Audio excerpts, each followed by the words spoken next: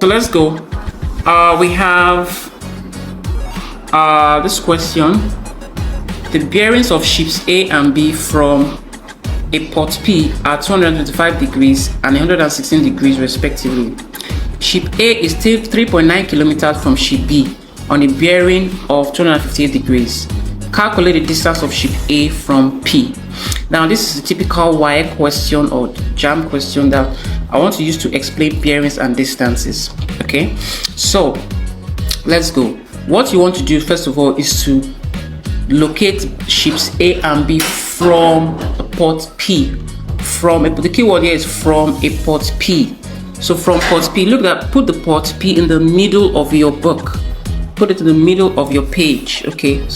So I'm going to try and use a freehand draw. Okay. So these are my cardinal, like the cardinal points. So port P. Put port P here. All right. So the center is our port P, right? So we want to locate ship A. We are told that ship A, bearing of ship A, bearing simply means direction. So the direction of ship A from where? From a port P. I said the keyword is from. So that's why we located port P first. So port P, ship A is on the bearing of 225. So ship A is on the bearing of 225 degrees. Now that's a 3-figure bearing. Okay, so 225 measured, we always take the knots. This knot is our 0 degrees. So we measure clockwise. So this is 90 degrees, 180 degrees. So it remains to get to 225. If you subtract 180 from 225, you get the remaining angle that you can place here. Okay, so this remaining angle has to be 45 degrees. Yes, because 90 plus 90 is 180. 180 plus 45 will give us 225. We give us 225 degrees, which is the direction. Remember I said bearing means direction. Direction of ship A from where? From a port P. So located here as port P, the center of our cross or cardinal point P, labeled it P, and then so it goes clockwise. 90, our knots, this knot direction or Y direction if you like, is taken to be 0 degrees. So if we go clockwise, this is clockwise direction. So we have 90, right? Then another 90, then plus what? 45 degrees will make 225. Okay, because 180 plus 45 is 225. So from that point you draw a line. We're not given a distance, so we just draw a line like that, and then you can stop somewhere not too far, and then at where you stop you draw. Ideally you should be using a ruler. Okay, so use a ruler so that it can really be accurate.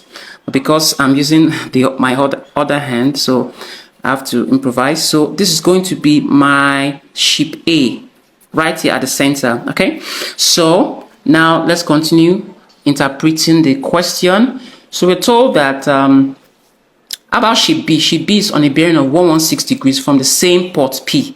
Okay, 116 degrees. 116 is, come here from port P again. So this is 0. We're going 0. So all of this is 90. Then plus what will give us 116. Okay, because 116 is less than 180. So plus what? That is 116 minus 90 will give us 26. So we just need to find a little 26 from here. Maybe just a little 26. Okay. So this place, this angle, all of this is going to be 26 degrees because 90 is up here. 90 plus 26 will give us 116 because 116 is the bearing of ship B from port P. So just draw a short line, okay, and place. Okay, so ideally you should be using a pencil so that if you need to adjust, it can easily erase and adjust. All right, so we have this as ship B, this center as ship B. Okay, now excuse me. So now we have let's read the question. If we need to adjust, let's see. All right, so what we need, we have more information. Ship A is 3.9 kilometers from ship B on a bearing. Okay, ship A is 3.9 kilometers in what direction? From ship B on a bearing or in a direction of 258 degrees from ship B. Ship A is so from ship B. So from ship B, this ship B is where we're going to locate 258 degrees. So ship B, this is ship B right here, This is ship A, and this is the port. So ship B is right here. So 258, counting, remember we count from the north or the y-axis, so it goes 90. We are counting to 258 degrees. Question says 258 degrees. So we go 90 plus another 90, that's 180, till we get to 258, 180. Now all of this will be 270. By the time we do this, 270. So 258 is less than 270. So we need to ask ourselves, 258 minus 180 will give us the little angle we need. We need a little angle. We don't need all of this 90 degrees. So 90 plus 90, that's 180, plus what will give us 258. So let's check that out. So I have, let me do my little calculation here. 258 minus, okay, 270 plus what? Okay, 258. That should give us that should give us 12 degrees. Oh, okay, sorry. It should be 258 minus 180. 258 minus 180. We need to find what we need to get out of this third quadrant. So we've collected the whole of 90. We've collected the whole of 90 here. We have the whole of 90 here. Okay. And then we've collected this 90. All right. So 90, 90. So 258. To make 258, 180 plus what will give us 258. Okay, so that's 258. That's going to be 8, and then this is going to be 25 minus 18 is 7. So 78 degrees. Okay, so we come here and say 78 degrees. 78 is almost all of this. So we just go there. So all of this is 78. All right, because 90 plus 90, 180. 180 plus 78 will give us 258. So we have 78 degrees here. So we have this. So you have to connect the 2 points together, preferably with a ruler. So you should use a ruler, okay, like this, 258. But I'm going to use my free hand because my other hand is occupied. So just something like this. So we have that. Let's see, 258, 258. Okay, not too straight, but so 278, right? Okay. Now, so you observe that we have a little left of 90. What is little left of this 90 quadrant, 90 degrees quadrant? It should be 90 minus 78. That will give us 12 degrees. So we have a little 12 degrees here. And now, if you're following, you see we have a Z angle. We have a Z angle. This is Z.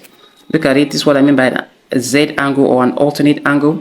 So up here, right here, we have 26 degrees, right? And then down here we have 26 degrees. So this down here is here, 26 degrees. Okay, you have to agree with me, it's 26 degrees. Because alternate angles are equal. You assume that this side is parallel to this side, okay? All right,